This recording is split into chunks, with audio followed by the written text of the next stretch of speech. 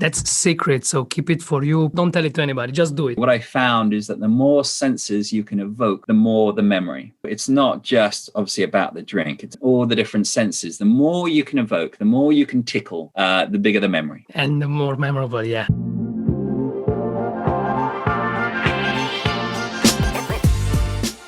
Cheers! What's up, everybody? Welcome back to a brand new episode of Hospitality Secrets Podcast. Paul Sfirla here with another special guest, but today, as a first thing, we'll go a bit faster because the special invite that I have today, he likes it fast and he always likes to get you out of the comfort zone. So my next guest I met a few years ago in Istanbul when I won World Class in Romania. They organized a camp in Istanbul of a few days where we were coached on learning how to make better drinks and offering better experiences for the world-class global competition in South Africa, Cape Town. So there, one of the facilitators and the coordinators of that camp was my next guest, who actually they were helping us getting better in offering better experiences and good experiences. So actually we were coached. And from about my next guest, I have an episode of this podcast, episode 89. If you want to hear more about my next guest, is stop telling your staff what to do. So he's one of the best coaches that I know. He always put me out of the comfort zone. That's why the session of today is only 20 minutes. So it's different way of looking of this podcast. My next guest, are you ready for Kenji Jesse? Woo. Fireworks. Fireworks. Welcome, Kenji. How are you? Hey, Paul, I'm great. How you doing? Good. Very nice. I'm enjoying my my podcast. That's a good thing. There we go. There we got the secret there. Enjoying it. Right, done. Yeah, it's all about secrets. We are at Hospitality Secrets. I enjoy secrets because from secrets we can get some inspiration. So are you ready to share a few secrets with us? I have 4 questions for you, only 4. Usually I'll go with 7 questions, but for you I'll go only 4 with the deeper and more meaningful questions because we are at a shorter version. First question, what projects are you working on this period? I'm a consultant within the luxury global industry within On Trade. So my projects are all with my clients that I work with. Obviously, like with you, I worked with Diageo, especially across Eastern Europe, supporting them. At the moment, we're really focusing on drinks at home, helping the trainers, the Diageo Bar Academy trainers, supporting their customers, the bars, in creating a drinks to go or cocktails at home concepts. Obviously, bars can't be open at the moment, so another source of income can be bottled cocktails. So really supporting those guys. So you strive to save the industry by exploring the new niche that is developing through the context to what's happening outside. Supporting bars, seeing another potential, keeping the bartenders busy, keeping them active, keeping their hopes up, keeping everyone going really through these new bottled cocktail concepts. So there's so many different variables on how to do it. So we're really helping businesses kind of transform from pure bars to a digital element of selling drinks bottled. Nice. So you're doing this. So as a consultant, I think you do many other things. So I'm working with, do you know Paragon? The luxury cordial that got released last year. That Monin released it, amazing, from Alex Ratina. I want to invite him also into this podcast. It's an amazing. I taste those are absolutely mind blowing. So I'm the Paragon ambassador for the UK. So we started it last year, but just before the lockdown. So we're starting to get out there, and we're just waiting in the wings for the bars to open again. So I'll be out Paragoning in the UK.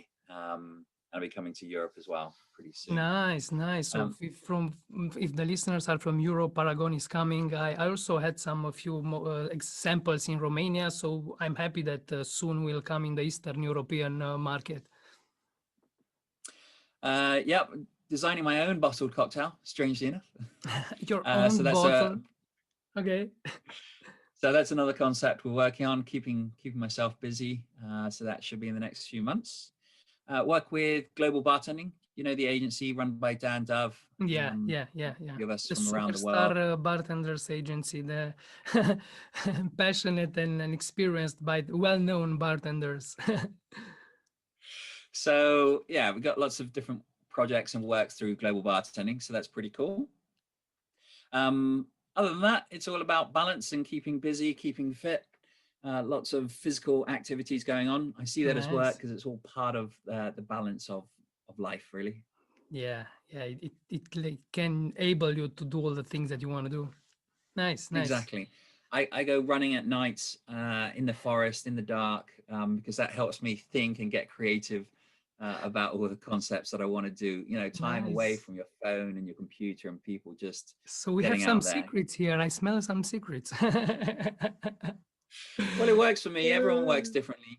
However, meditation works for you. For me, it's out in the forest. Nice. Um, That's your but meditation actually. That's meditation. In a way or another, uh, it's connecting with the inner source. yeah, just to get by yourself, I think is Nice. important. Nice. We see busy as, you know, we strive to be busy, but actually it's the reverse that we often need, as to step away and visualize it from outside. Especially now during this context, maybe. Yeah. So that's the project that you are working. Do you have any extra? I know you are working on many other projects, but I don't think we have time to elaborate all the projects. Any other thing that you are doing this period, like that Well, you would 4 days like? a week, I'm a homeschool teacher. Uh, That's nice. Nice. so that's keeping me busy. Obviously, I used to focus on train the trainer, so I'm trying to bring in all the training skills and take it. Training and teaching is very different. Yeah, and for the Training, listeners, Kenji trained me in delivering trainings for the trainers to deliver to the bartenders.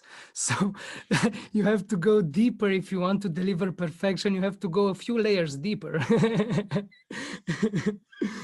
train the Uh, trainers on how to train. the other trainers to train. Yes. Train the trainers. Yeah, yeah. I like the rabbit hole that it goes in. So, Yes. question number 2: can you tell us a little bit about your history? What is your backstory in hospitality industry? I always worked in bars ever since university. I was studying economics and accounting, working in bars in the background. I didn't ever think of it as going to be a career. It was just, I think, like most people, entered it as fun and kept me going. But then after university, I went traveling and kept up the bar work because that was what was easy and what was good and fun and nightlife. So I was working in Sydney in Australia. I was working in the travel industry as well. And then I came back to the UK in 2001. And that's when I started working for Diageo. We started a training program called ESP, Every Serve Perfect. We were training the real basics, how to pour a pint of Guinness, how to make a good gin and tonic, lots of ice, slice of lime, you know, the simple basics that we do now every day. The thing that we need to do, yeah. We cannot cheat that. So I did that for about 5 years in the UK, just traveling around every day, teaching publicans and bars on the basics of bartending. And then we progressed, we moved into cocktails. And that's when World Class kind of started at the same time. At that point, I then started running this program across Europe. So it was working really well. So I did about 25 different countries in Europe, teaching them how to set up a trainer program so they could Actually, deliver. you train 25 different nationalities, different cultures, different languages. So, okay, that was kind of tough. But obviously, that's where I started learning that different countries drink differently. Obviously, Mm, their backgrounds and their history and their social elements. So I was working with the local trainers in each of their markets to start up their own training programs. Did mhm. that for a few more years, and then I started up my own consultancy. At that time, it was called Spiritual Advisors. In what year you started your agency? 2007, I think. 2007. So you are. And then, as part of that, I became the global Smirnoff ambassador. But Mm, remember, this is way back before really social media. There was no Instagram. There was still dial-up. So there was very little social media element of it. It was literally getting out there. So Smirnoff was the largest spirit in the world. So we had to throw the biggest parties. Over the next 6.5 years, I think I went to 70 odd countries around the world, hosting Wow, experiences and throwing training. party, big parties. And I remember the party you threw in Romania is still legendary. People are still talking about it in castles, like thousands of people with ladies from Spanish movies, with actors. So it was some crazy, a lot of things. Everybody knew about it. It was like a real boom. I still, after how many years ago they organized? Oh, I have no idea. That was a long time ago. So people are still talking about those parties. So that memorable there was. I mean, the Smirnoff experiences, oh, back then, as I said, social media didn't really exist. So people didn't know the size of different spirits. Mhm. It was only through word of mouth. So our goal was to throw the biggest, the most original parties in each country. So we started off in Moscow and we held a party for 3,000 people. You know, it's all free cocktails.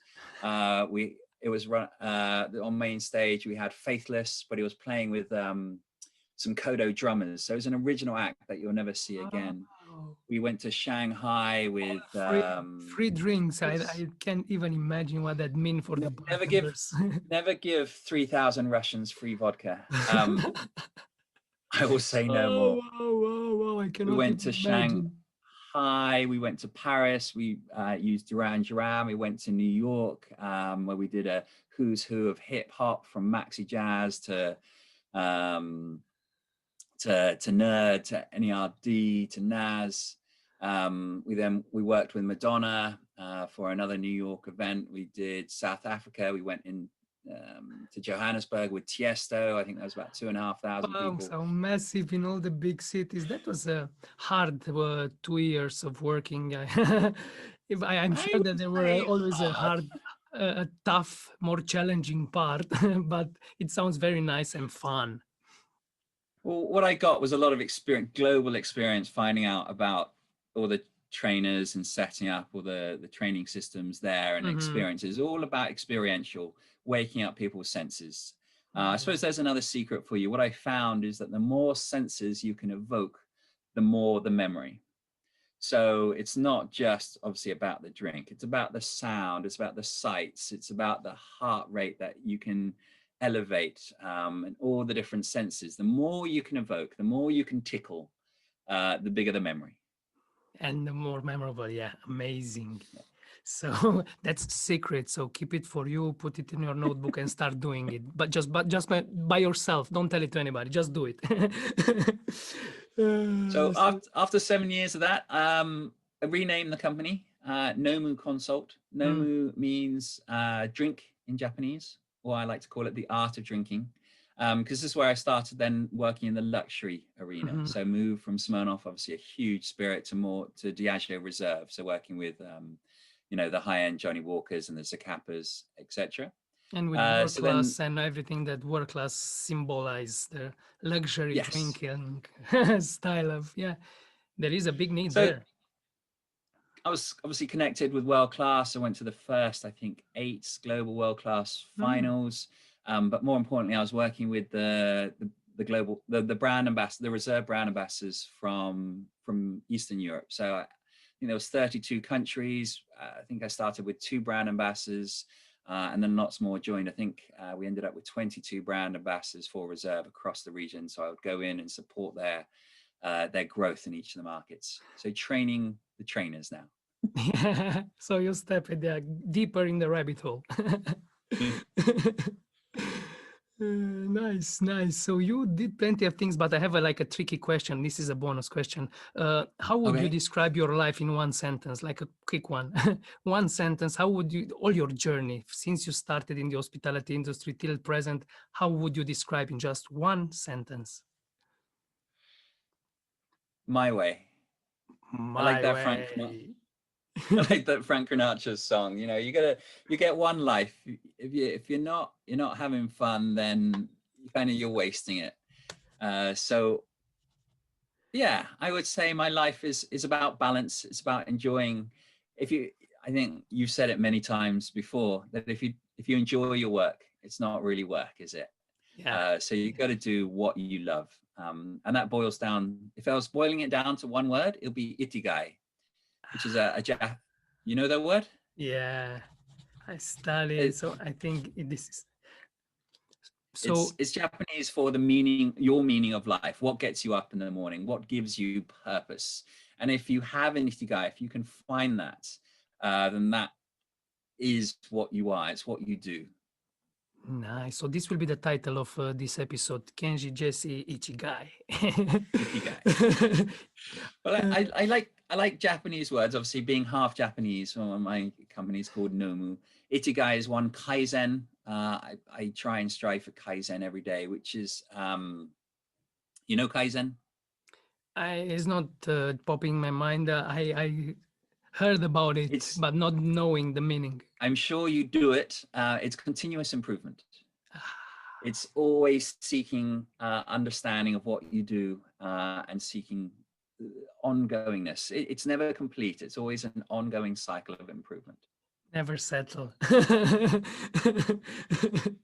So Good, Ikigai good. gives you purpose, and Kaizen continues the moment. Thank you very much for giving me the even more concise than one phrase.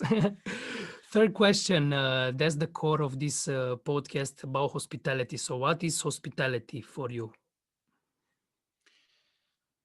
To be honest, I can't remember who said it to me many moons ago, but it's stuck in my mind about what a bartender brings.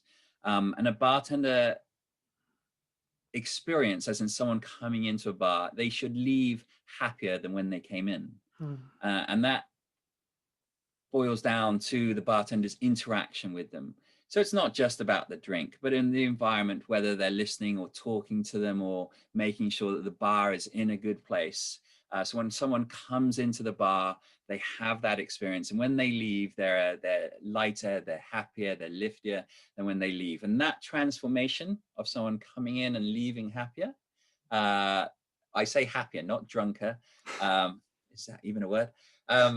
When they leave, that process is hospitality to me. Nice.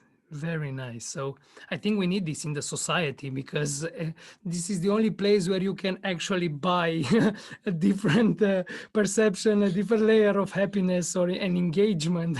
So actually, that's why people are paying for because we need this.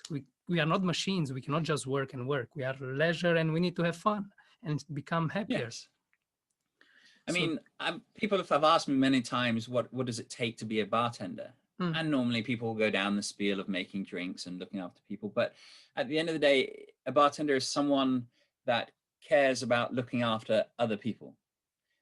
So it's thinking about all those guests that they have in the bar. And if they think, how can I make them happier when they leave? That is their role within looking after the bar environment. amazing. Amazing. That's the juice of hospitality. So for the listeners, you have like secrets of hospitalities. Don't tell about anybody, just take it and do it. Just do it for yourself. So we still have a few more minutes. Let's go to the last question. Fourth question. What advice can you give to the listeners so they can offer genuine hospitality to their guests? Say it again one more time, just so I can. What advice can you give to the listeners so they can offer genuine hospitality to their guests? Because we want to go like a deeper level of hospitality that we want to make with the peoples. But for the listeners, how can actually I do this? How can I show genuine? Okay. Well, I think one, you have to be happy with yourself and everything that you're doing, the reason why you're there. You start with your mood because everything you do comes from within inside. So I think being content with everything that you're doing and understanding your Ikigai, why you're actually there, is the starting point. Two, to bring in those elements we talked about in terms of sensory engagement. It's not just about banging out another drink. It's about all the other elements that come with the drink. From how the position at the bar, to the talk that you give them, to the right music levels. I think the whole experience, the full experience. Yeah. Yes, I mean something as simple as light and sound. Very few bars can get that perfectly right. Just enough light to be able to see everything, but dark enough to feel comfortable. enough sound that there is good ambient music, but not too much that you can't talk to the person next to you, but you can't hear a conversation from around there. So making sure that as a bartender, you're looking after each of the senses. Obviously, we've got the liquid taste, but you've got the sound, you've got the lighting, you've got the atmosphere, and all those elements. My one tip I would give people is the Pareto Principle, the 80-20 rule of life. 80% of effort comes of reward comes from 20% of what you do. So focus on the 20% that actually matters. Why write a 10-page email when a one sentence email will do? Don't think about things too hard. Focus on the things that actually make an effect. Why have a 1-hour podcast when you can have a 20-minute one? Drop the mic. So Kenji dropped the mic. 20 minutes point. Kenji, amazing. Chapeau. Thank you very much for being part of this podcast. It was very meaningful. Thank you for appreciating, man. Thanks for having me, pal. So it was a big pleasure. I hope this you will enjoy this podcast, because this is a different way of putting it, a more juicier way of showing this podcast. And the secret of Kenji, can you share a secret before leaving you, before jumping out? He has a pin. On his pin was written "Pursue Happiness." Wow. Thank you very much for joining. That was the episode for today. I hope it was useful. Paul Sfirlea here. See you next week.